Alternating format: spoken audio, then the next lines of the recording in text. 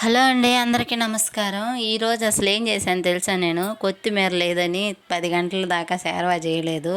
మా ఆయన వచ్చి 4 గుద్దులు గుద్దాడండి. అదేంటో నాకు అర్థం కాదు. ఆదివారం వచ్చిందంటే సేరవా దోశ అంటారు, నిద్ర మంచంలోనే గలవరిస్తుంటారు. అన్నీ ఉన్నమ్మా అణిగిమణిగి ఉంటుంది, ఏమీ లేనమ్మా ఎగిరెగిరి పడుతుంది అనేది ఈరోజు నాకు ఉపయోగపడింది ఈ సామెత.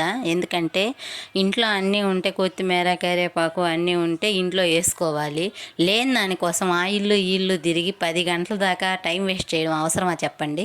ఇంకెందుకులే ఈ కొత్తిమీర దొరికేటట్లేదు అని ఇంటికి వచ్చేసరికి 10 అయింది. నువ్వు ఎప్పుడు దోశ పోసేది, ఎప్పుడు చేరవా చేసేదని నా మీద తగువకే వచ్చేసారు. అదేంటోనండి, అప్పట్లో మా అమ్మమ్మ ఊరికే చికెన్లో ఉప్పు కారం వేసి కలిపేసి 2 టమాటా ముక్కలు 2 ఎర్రగడ్డ ముక్కలు వేసి లాస్ట్లో దింపేటప్పుడు ధనియాలతో పొడి చేసి ఊరికే పైన చల్లేసి దింపేసేసేదండి.